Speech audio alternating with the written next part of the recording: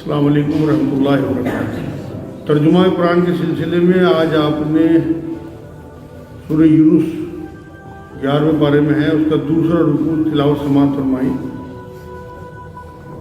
اس کا ترجمہ اور ہلکی پھلکی تفسیر آپ کے سامنے پیش ہے۔ الحمدللہ رب العالمین والصلاۃ والسلام علی رسول الکریم وعلی آلہ وصحبہ اجمعین، اما بعد۔ اعوذ باللہ من الشیطان الرجیم، بسم اللہ الرحمن الرحیم۔ رب اشرح لي صدري ويسر لي امري واحلل عقدة من لساني يفقهوا قولي۔ سبحان ربك رب العزة عما يصفون وسلام على المرسلين والحمد لله رب العالمين۔ سورہ یونس آیت 11 سے 20 تک، 11واں پارہ۔ شروع اللہ کے نام سے جو بڑا مہربان نہایت رحم فرمانے والا ہے۔ آیت نمبر 11۔ اور اگر اللہ لوگوں پر جلدی سے نقصان واقع کر دیا کرتا جس طرح وہ فائدے کے لیے جلدی مچاتے ہیں، تو ان کا وعدہ کبھی کا پورا ہو چکا ہوتا۔ تو ہم ان لوگوں کو جن کو ہمارے پاس آنے کا یقین نہیں ہے ان کے حال پر چھوڑے رکھتے ہیں کہ اپنی سرکشی میں بھٹکتے رہیں۔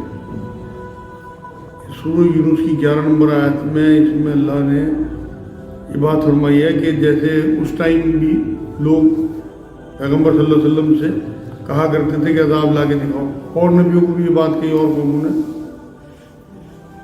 اسی طرح سے آج کل بھی بہت سے ماں باپ اپنے بچوں سے تنگ آ کے یا اپنی پریشانیوں سے تنگ آ کے کئی بار اپنے لیے اپنے بچوں کے لیے بد دعائیں کرتے ہیں۔ نبی اکرم صلی اللہ علیہ وسلم نے یہ بات فرمائی کہ بد دعا نہ کیا کرو، اپنے مال و اولاد کے لیے بد دعا پریشان ہو کے کرنا کئی بار تو قبول نہیں ہوتی کیونکہ فیصلہ تقدیر کا لکھا ہوا ہے، لیکن کئی بار اللہ کی رحمت جوش میں آتی ہے اور وہ قبول بھی ہو جاتی ہے، تو اس ٹائم پھر آدمی پچھتاتا رہتا ہے۔ یہاں اللہ نے کہا کہ اگر ان کے کہنے پہ اللہ عذاب بھیجتے تھا بد دعا کی عوض ان کی، یا وہ جیسے ڈیمانڈ کرتے تھے ان کی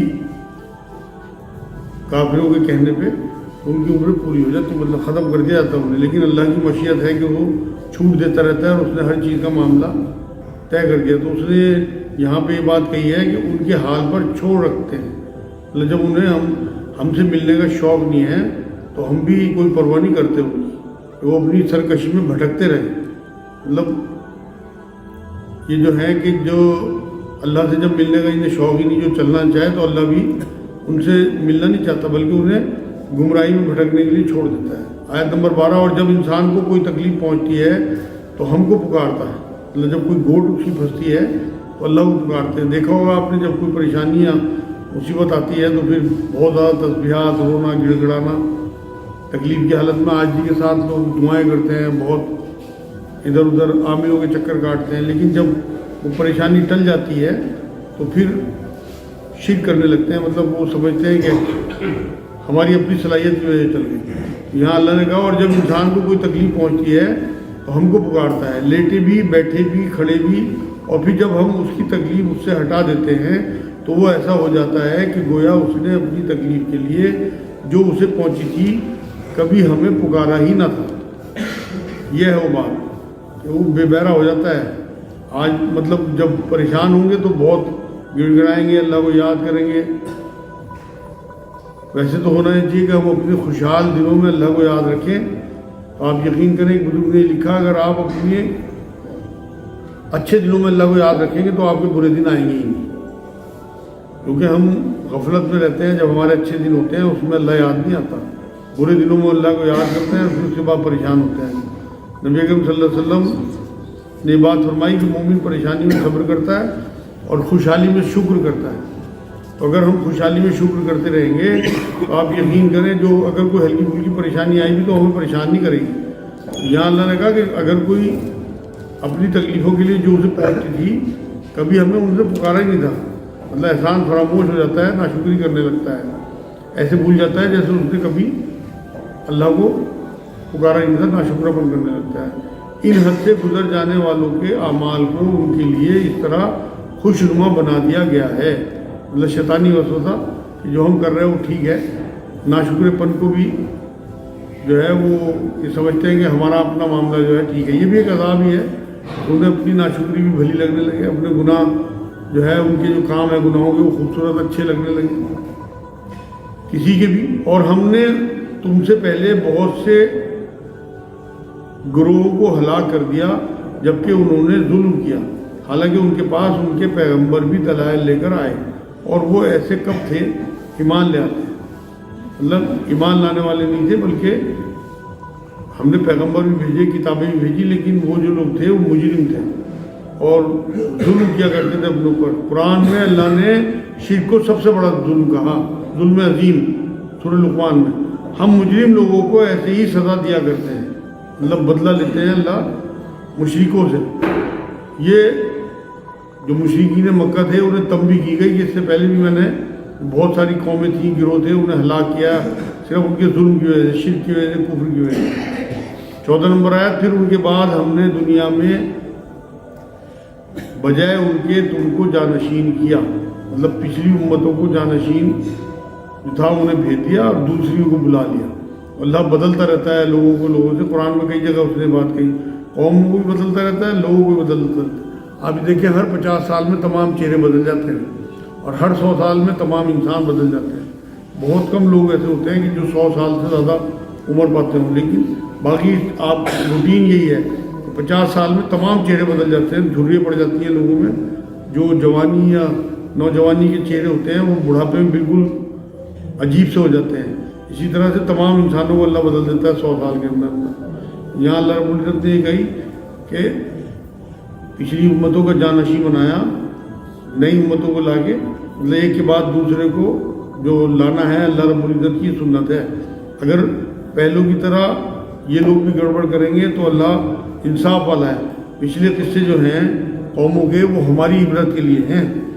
کہ اللہ یہ چاہتا ہے کہ ہم ان سے اپنی اصلاح کریں. اگر ہم اصلاح کرتے ہیں تو ٹھیک. ایسے ہی دین کا پھیلانا، قیام کرنا بھی ایک دوسرے سے سنت ہے ملنا. جیسے نبی اکرم صلی اللہ علیہ وسلم نے آخری خطبے میں بات کہی کہ یہاں جو موجود ہیں وہ یہ سمجھ لیں کہ انہیں دوسروں تک یہ بات پہنچانی ہے جو یہاں موجود نہیں ہے. مطلب دین کا پھیلانا جو ہے وہ سب پہ فرضوں میں ہے، فرائض. 15 نمبر آیت، اور جب ان کے سامنے ہماری آیتیں پڑھی جاتی ہیں جو بالکل صاف صاف ہیں تو یہ لوگ جن کو ہمارے پاس آنے کی امید نہیں ہے یوں کہتے ہیں کہ اس کے سوا کوئی دوسرا قرآن لائی ہے. معاذ اللہ، یہ ہمیشہ سے ہوتا ہے کہ تو قرآن میں تبدیلی کرو اور یہ پھر دوسرا کوئی کلام لاؤ. یہ ہمیں مائل نہیں کرتا. آج بھی آپ نے سنی ہوں گی نیٹ وغیرہ پہ جو دوسری قوموں کے لوگ ہیں وہ کہتے ہیں کہ اس میں اتنی آیتیں ہٹا دو، قرآن کی جو ہیں آیتیں یہ معاشرے کے لیے ٹھیک نہیں ہے. غیر قوموں کا کہنا یہ ہے کہ کسی طرح سے ان میں تبدیلی ہو جائے، تحریف ہو جائے. جیسے پچھلی قومیں ہمیشہ سے ہر نبی سے مطالبہ کرتی رہی کہ اللہ کے کلام میں تحریف چاہیے، اسی طرح سے آج کے دور میں بھی لوگ یہ چاہتے ہیں. نبی اکرم صلی اللہ علیہ وسلم کے دور میں بھی لوگ یہ کہتے تھے کہ کسی طرح سے ان آیتوں کو ہٹائیں یا کوئی دوسرا قرآن لا کے دکھائیں. یہ قرآن ہماری سمجھ میں نہیں آ رہا، یہ ہمیں مائل نہیں کر رہا آپ کی طرف. یہاں اللہ رب العزت نے یہ بات کہی ہے یا اس میں کچھ ترمیم کر دیجیے. کوئی جو میں کہہ رہا ہوں کچھ تبدیلی کر دیں. آپ صلی اللہ علیہ وسلم یوں کہہ دیجیے کہ مجھے یہ حق نہیں کہ میں اپنی طرف سے اس میں ترمیم کر دوں. مطلب وہی جو ہے وہ اللہ کی طرف سے اللہ کے نمائندوں پہ آتی ہے اور وہ پابند ہے کہ اس وحی کو بالکل جو کا تو پہنچا دیں. اس کا بہت بڑا ثبوت آپ نے دیکھا ہوگا، قل جو ہے نا، قل کہتے ہیں کہہ دو. آپ جو قل اللہ احد پڑھتے ہو تو اس میں یہ ہے کہ کہہ دو اے نبی کہ وہ اللہ ایک ہے. قل ہو اللہ احد. اگر نبی اکرم صلی اللہ علیہ وسلم سے یہ بات کہی جا رہی ہے کہ کہہ دو تو قل کی تو ضرورت ہی نہیں تھی، پھر نبی اپنا آپ کہہ دیتے. لیکن قل کا بھی کہہ دینا یہی بات ہے نبی کی طرف سے کہ انہوں نے ایک لفظ جو ہے وہ لوگوں تک پہنچایا ہے. جو کا تو جس طرح سے وہی آتی تھی اسی طرح سے. تو یہاں اللہ نے اپنے نبی سے یہ بات کہلوائی ہے کہ اپنی طرف سے اس میں کوئی میں ترمیم نہیں کر سکتا. میں تو پابند ہوں، مجھے کوئی اختیار ہی نہیں ہے کہ میں یہ کر سکوں، ورنہ نافرمانی ہوگی اللہ کی اگر میں ترمیم کروں. میں بھی ایک یہاں پہ بس میں تو اس کا اتباع کروں گا، جو وہی آ رہی میں تو اسی کے پیچھے چلوں گا جو میرے پاس وہی کے ذریعے سے پہنچا ہے، مطلب کلام. اگر میں اپنی رب کی نافرمانی کروں تو میں ایک بڑے دن کے عذاب کا اندیشہ رکھتا ہوں. اگر میں ترمیم کروں گا اس میں تو میں بھی بشر ہوں، مجھ سے ہی پوچھ گچھ ہوگی. جب نبی اکرم صلی اللہ علیہ وسلم معصوم ہوتے ہوئے یہ بات کہہ رہے ہیں تو ہم تو کیا ہیں ان کے مقابلے میں. اور یہ حضور کی عاجزی کی بات ہے کہ یہ بات کہنا کہ میں تو ایک सीधा साधा सा बशर हूँ, मेरे ऊपर तो वही आती है वो मैं तुम तक पहुँचा देता हूँ, मेरे हाथ में कुछ नहीं है कि मैं कुछ भी तब्दीली इसमें कर सकूँ। तो यहाँ अल्लाह रब्बुल इज़्ज़त ने 16 नंबर आयत में आप यूँ कह दीजिए कि अगर अल्लाह को मंजूर होता तो ना तो मैं तुमको वो पढ़कर सुनाता और ना अल्लाह तुमको इसकी तलाक देता, क्योंकि मैं इससे पहले तो एक बड़े हिस्से उम्र तुम में रह चुका हूँ, फिर क्या तुम अकल नहीं रखते। मतलब यहाँ अल्लाह रब्बुल इज़्ज़त ने अपने नबी से ये बात कहलवाई कि अल्लाह की मशीयत है, उसी के हुक्म से ये कुरान जो है उसके हुक्म जो है उसके अहकाम जो हैं पहुँचे हैं, और मैं उसी के हुक्म से पहुँचाता रहा, और मैं कभी झूठ तुम तक नहीं पहुँचा सकता, क्योंकि मैंने एक उम्र तुम्हारे साथ गुजारी है। 40 साल की उम्र में नबी अकरम सल्लल्लाहु अलैहि वसल्लम को नबूवत मिली है, मतलब ज़हूर हुआ है। नबी तो वैसे पैदाइशी नबी होते हैं, लेकिन उसका इजहार जो है वो 40 साल की उम्र में हुआ नबी अकरम सल्लल्लाहु अलैहि वसल्लम। अलग अलग उम्रों में नबियों को ज़हूर हुआ है उनकी नबूवत का। जैसे ईसा अलैहिस्सलाम में उनको पालने में ही अल्लाह रब्बुल इज़्ज़त ने बोलना सिखा दिया था, वो पालने से ही नबी बन गए थे। उनकी उम्र ही 33 साल हुई, और नबी अकरम सल्लल्लाहु अलैहि वसल्लम जब 40 साल को पहुँचे तब उनको वही आनी शुरू हुई।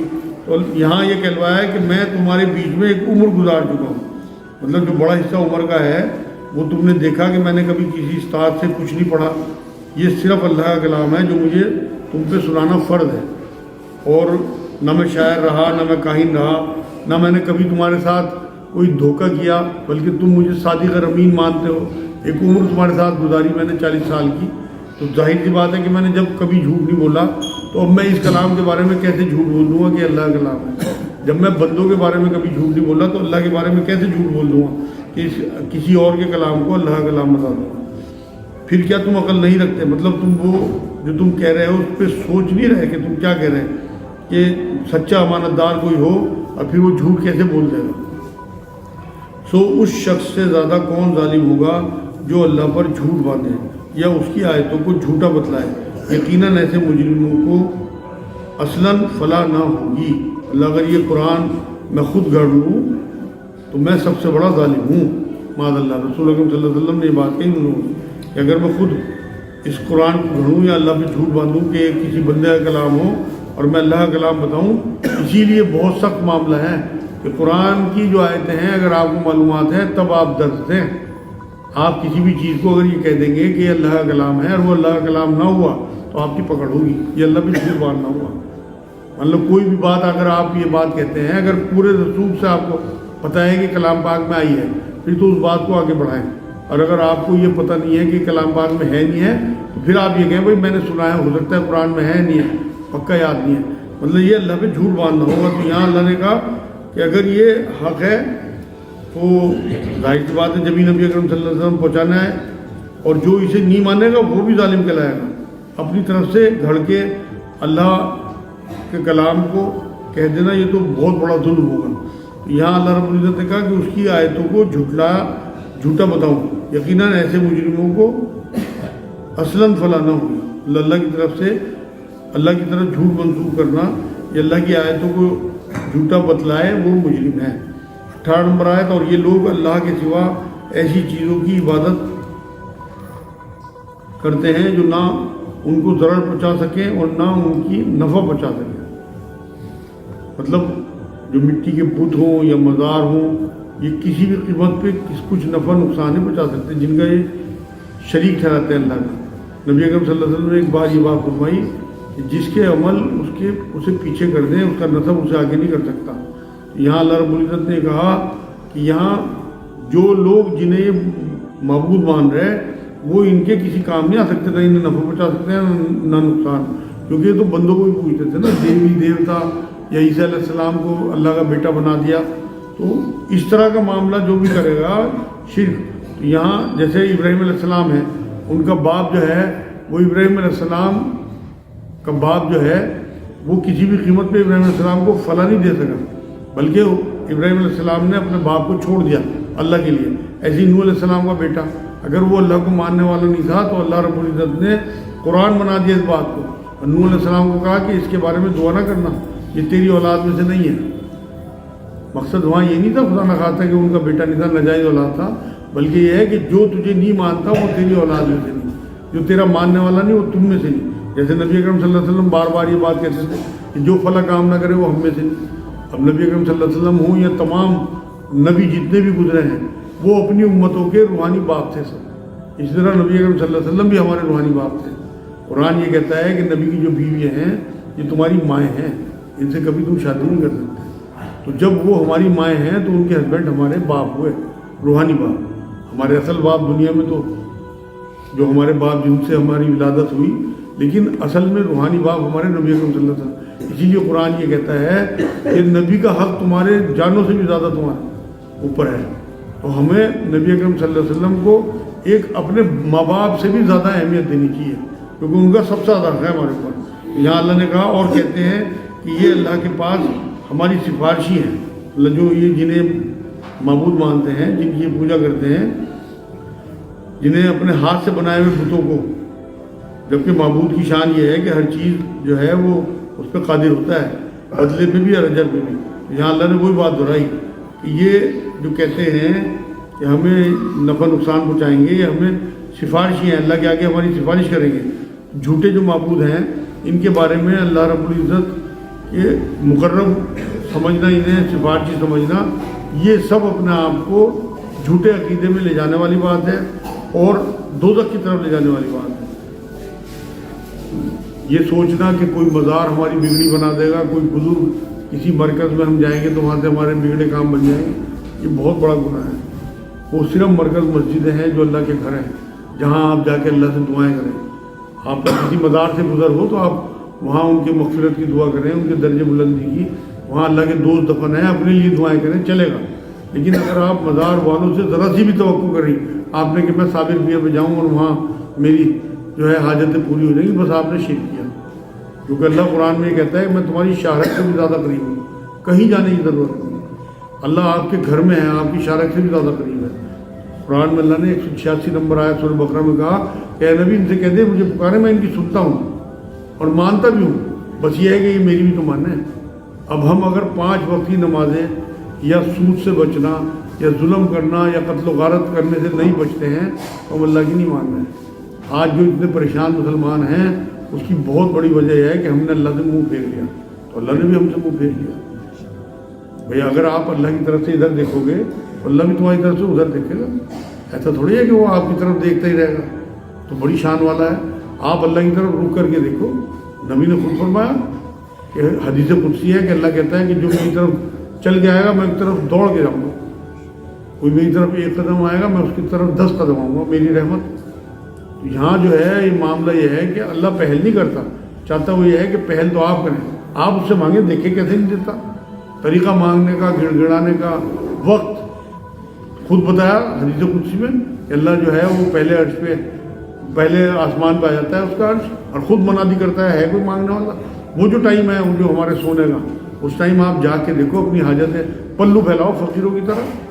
اللہ تیرا مانگتا ہوں, مجھے کسی اور جا کے پلو نہ پھیلانا پڑے. یہ تیرے اس ٹائم پہلے آسمان پہ عرش آنے کا ٹائم ہے, تو نے خود اطلاع دی. میں اس ٹائم اٹھ کے بیٹھا, اپنے بچوں کو چھوٹے چھوٹے ننھے ہاتھ ان کے آگے پھیلواؤ اللہ کے آگے. دیکھو انشاءاللہ کیسے کام نہیں ہوتا. روز میرے پاس لوگ آتے ہیں, کسی کی کوئی پریشانی ہے, کسی کی کوئی پریشانی. آپ یقین کریں کہیں جانے کی ضرورت نہیں ہے, اللہ ہمارے ساتھ ہے. بس ہمیں پہچان کرنی ہے, اس کی معرفت حاصل کرنی ہے کہ واقعی اللہ ہمارے ساتھ ہے. تو یہاں اللہ رب العزت نے یہ بات کہی ہے کہ آپ کہہ دیجئے کہ کیا تم اللہ کو ایسی چیز کی خبر دیتے ہو جو اللہ تعالیٰ کو معلوم نہیں. اللہ جب شیء قدیر ہے, علیم ہے, تو کیا ایسی بات کر دے گا جو جھوٹ ہے؟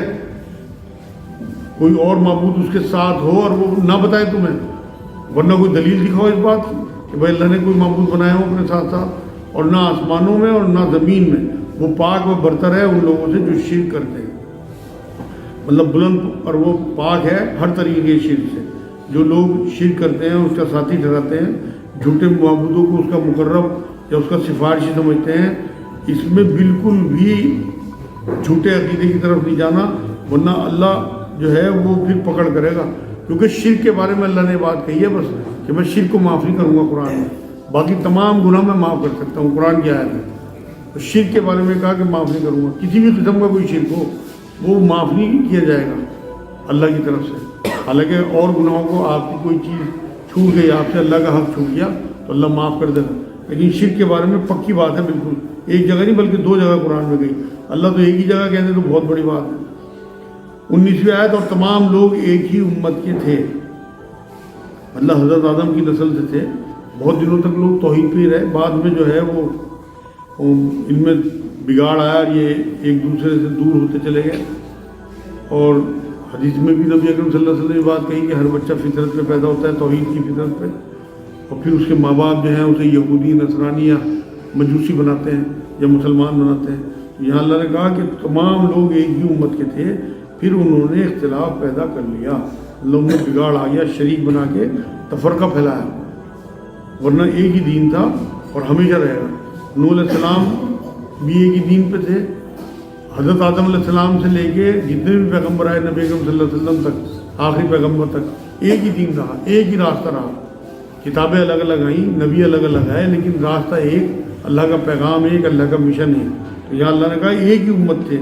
لوگ بھی، اگر آپ یہودی آج کہتے ہیں تو وہ اس زمانے کے مسلم تھے، موسیٰ علیہ السلام کے زمانے میں. جو موسیٰ علیہ السلام پہ ایمان لائے، آج چاہے وہ یہودی کہلا رہے ہیں، مسلم کہتے ہیں اپنے آپ کو جھکا دینے کو اللہ کے آگے، اللہ کے حکم کے آگے سرنڈر کر دینا. تو جس نبی کے آگے ان کی امتوں نے سرنڈر کیا وہ اس دور کے مسلمان تھے، جیسے ہم لوگ ہیں. اور اگر ہم واقعی سرنڈر نہیں کرتے اللہ اور اس کے رسول کے احکامات کے آگے تو ہم نام کے مسلمان ہو سکتے ہیں. اللہ کے ہاں ہمارا ایمان کی کوئی ویلیو نہیں ہوگی، کیونکہ مسلم کہتے ہیں سرنڈر کرنے کو. اگر آپ اپنی خواہشات کو اللہ کی خواہشات کے آگے تابع نہیں کر دیتے تو آپ یقین کریں آپ اللہ کی نظر میں مومن نہیں ہیں. تو اس لیے چیک کریں کہ کہیں ہمارے سے کوئی کوتاہی تو نہیں ہو رہی. ایسا تو نہیں کہ اذان سن کے ہم سوتے رہتے ہوں، نماز کا ٹائم ہوتا ہو ہم کام میں لگے رہتے ہوں، اپنے گاہک نمٹاتے ہوں. وہاں اللہ تو منادی کرا رہے ہیں اور ہم اپنے گاہک نمٹا رہے ہیں کہ ابھی پڑھ لیں پھر وہ قضا کر دیں. یہ سب جو ہے یہ میرے نزدیک تو شرک ہے، شرک بڑے گناہ ہیں. اس لیے سوچ لیں کیا کیا ہم کر رہے ہیں، اس کے بعد پھر اسے اصلاح کریں انشاءاللہ توبہ کر کے. اللہ بہت معاف کرنے والا ہے. 2 نفل میں صحابہ کرام اپنے جو معاملے تھے وہ سلجھا دیا کرتے تھے، اور 2 نفل توبہ کے آپ پڑھ لیں. اللہ تو بہت غفور رحیم ہے، معاف کرنے والا ہے، تواب الرحیم. اس نے اپنے نام جو 99 نام ہیں ان میں ایسی ایسی صفت اپنی بیان کی، اور قرآن میں بھی ایسی ایسی آیتیں ہیں، ایسی خوشخبری. سورہ زمر ہے، اس کی 39 نمبر آیت میں اللہ نے بات کہی کہ اے نبی، 52 یا 53 نمبر آئے تھے شاید، کہ ان سے کہہ دے کہ اگر انہوں نے بہت بڑے بڑے گناہ بھی کر لیے تو میں انہیں بالکل معاف کر دوں گا، یہ میری طرف آئے تو صحیح. تو آپ کبھی پلٹ کے 2 نفل پڑھ کے دل سے، مگر ڈرامے بازی نہ ہو توبہ میں، آپ نفل 2 پڑھ کے انشاءاللہ اللہ کے آگے گڑ گڑا کے دیکھیں کیسی معافی ملتی ہے. الحمدللہ آج بھی ایسے لوگ ہیں جنہیں اللہ نے بہت بڑے بڑے گناہوں میں ملوث تھے اور توبہ سے بدل دیا. جو حضرت عمر کو بدل سکے، جو نبی کے قتل کرنے نکلے تھے. عمر کون ہے بھائی؟ عمر تو وہ ہے نا جو تلوار لے کے نبی کو قتل کرنے نکلے تھے. معاف کر کے کیا بنایا؟ خلیفہ. نبی کے منہ سے یہ بات نکلی کہ میرے بعد نبی ہوتا تو کوئی، وہ عمر ہوتا. عمر وہ ہے جسے دیکھ کے شیطان بھی گلیوں سے بھاگ جاتا ہے. یہ نبی کی حدیثیں ہیں عمر کے بارے میں. وہی عمر تو تھے جو نبی کی گردن اڑانے کے لیے نکلے تھے معاذ اللہ. تو یہاں اللہ نے یہ بات کہی، امت تھے پھر انہوں نے اختلاف پیدا کر لیا. اور اگر ایک بات نہ ہوتی جو آپ کے رب کی طرف سے پہلے ٹھہر چکی ہے، تو جس چیز میں یہ لوگ اختلاف کر رہے ہیں ان کا قطعی فیصلہ ہو چکا ہوتا. مطلب اتمام حجت جو ہے نا وہ آزادی ہے. سورہ بقرہ کی 213 نمبر آیت میں بھی اللہ نے بات کہی ہے. اور ہمیں بھی ویسے بھی تنبیہات آتے رہتے ہیں، چونکانے والی چیزیں، سونامی ہیں، زلزلے ہیں، بارشیں ہیں، سیلاب ہیں. یہ جو ہیں آپس کے جھگڑے، یہ سب جو مسلمانوں میں آج ہو رہے ہیں نا، فرقہ وارانہ مسئلے، یہ سب جو ہیں یہ اللہ کی طرف سے عذاب ہی ہیں. تو پہلے کس طرح کے عذاب آتے تھے معلوم ہے آپ کو؟ تول میں کمی کری کسی امت نے تو اللہ نے اسے ختم کر دیا، یا ہم جینسی کری کسی امت نے تو اللہ نے عذاب بھیجا، آسمان میں پتھر برسایا، اس بستی کو پوری اٹھا کے، لوط علیہ السلام کی بستی آپ نے سنا ہوگا کس طرح ختم کری اللہ نے. تو اب تو یہ اس امت کو اللہ کے رسول صلی اللہ علیہ وسلم کی دعا لگی ہوئی ہے کہ یہ ساری کمیاں ہمارے اندر ہیں، اس کے بعد ہمارے پاس کو بڑا عذاب دیا. چھوٹے موٹے عذاب تو آتے رہتے ہیں. یہاں اللہ نے کہا کہ اگر معاملہ جو ہے وہ ٹھہرا نہ چکا ہوتا، ہر چیز جو ہے وہ اللہ کی طرف سے طے نہ ہوئی ہوتی، تو میں اب تک ان کا فیصلہ چکا ہوتا ہم لوگوں کا. اس لیے ڈرا کرو، توبہ کرا کرو. ہر چیز جو ہے انسان کی اس دنیا جو ہے وہ ایک اجل ہے، ایک دن سب نے ختم ہونا ہے، ایک مدت تک مہلت ملی ہوئی ہے، اور یہ اللہ کی سنت ہے مہلت دینا تمام امتوں کو بھی۔ ہماری مہلت ذرا زیادہ ہے کیونکہ نبی کی دعا لگی ہوئی ہے، قیامت تک کی مہلت ہے، لیکن اگر ہم یہ سمجھیں کہ ہماری موت ہی ہماری قیامت ہے، ہمیں جو مہلت ملی ہے ہماری سانس تک ہے نا، آخری سانس تک، اس کے بعد تو ہمارا چیپٹر بند ہو جائے گا۔ نبی نے فرمایا ہر ایک کی قیامت اس کی موت کا دن تک ہے، وہ قیامت حساب کتاب والی تو آئے گی بعد میں، لیکن آپ کی قیامت اس دن آ گئی جس دن آپ قبر میں پہنچ گئے۔ نبی نے فرمایا قیامت جو ہے وہ قبر جو ہے وہ یا تو دوزخ کا ایک گھڑا ہے اور یا پھر جنت کی ایک کھڑکی ہے، تو آپ کو تو پتہ لگ جائے گا دوزخ میں پہنچتے کہ آپ ہیں کون، جنتی ہیں دوزخی ہیں، تو ہمارا تو فیصلہ اسی دن ہو ہی جانا ہے۔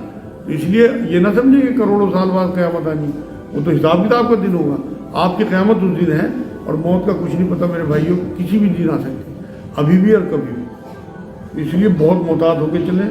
ان آیتوں کو یہ سمجھیں کہ اللہ رب العزت کی طرف سے ہمیں چونکانے کے لیے یہ آیتیں دی گئی کہ ہم اپنے حالات دیکھیں، اپنے فیصلے دیکھیں، اپنے اعمال دیکھیں اور ان پہ غور و فکر کر کے انہیں بدلیں۔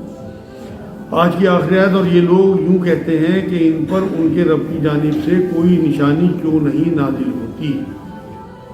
یہ تھا مطالبہ، جتنے بھی نبی آئے ان سے ان کی جو قومیں تھیں وہ ناجائز مطالبہ کرتی تھیں، کوئی بڑا معجزہ لا کے دکھائیں، جیسے قوم سمود کے لیے اونٹنی آ گئی تھی، اس طرح سے ہمارے لیے بھی کوئی نشانی آنی چاہیے۔ نبی اکرم صلی اللہ علیہ وسلم سے اس طرح کے مطالبے کرتے تھے کہ یا تو احد پہاڑ جو ہے اسے سونے کر کے دکھا دینا، یا یہاں پہ جو احد پہاڑ ختم کر کے یہاں باغات اور نہریں چلا کے دکھا دیں، معاذ اللہ اس طرح کے مطالبے ہوتے تھے۔ یہاں کیوں نازل نہیں ہوتی نشانی؟ تو آپ فرما دیجئے کہ غیب کی خبر صرف اللہ کو ہے، مطلب میرے ہاتھ میں کچھ نہیں ہے۔ کسی بھی رسول کو کب کہاں کیا معجزہ دینا ہے، کہاں بھیجنا ہے، کون سی کتاب دینی ہے، سب اسے پتہ ہے اللہ کو۔ رسول کو کچھ نہیں پتہ ہوتا تھا، یہ تو اللہ کی طرف سے نمائندے سیٹ ہوتے تھے، پھر ان پہ وحی آتی تھی اور پھر ان پہ احکام اترتے۔ سو تم بھی منتظر رہو اور میں بھی تمہارے ساتھ منتظر ہوں۔ مطلب یہاں اللہ نے بات کہی ہے کہ دیکھو کیا ہوتا ہے، نبی کے ہاتھ میں تو کوئی معجزہ ہوتا نہیں، اللہ کی طرف سے کیا معاملہ طے ہوتا ہے، تم بھی منتظر رہو، کس طرح کے عذاب، کس طرح کے وعیدیں، کس طرح کی نویدیں۔ مطلب جو لوگ نیک ہوں گے انہیں نوید ہے قرآن میں جگہ جگہ، اور جو لوگ بد ہوں گے ان کے لیے وعیدیں ہیں۔ یہ مکی دور کا معاملہ تھا، پھر مدنی دور میں جو ہے وہ عذاب کی جو انہیں پہلی قسم ملی، جو کہتے تھے ہمیں عذاب لا کے دکھاؤ، وہ بدر کی لڑائی میں 70 جو ہے ان کے کافی جو ہے مارے گئے اور 70 کو قید کر لیا گیا۔ یہ آج الحمدللہ دوسرا رکوع پورا ہو گیا سورہ نصرت۔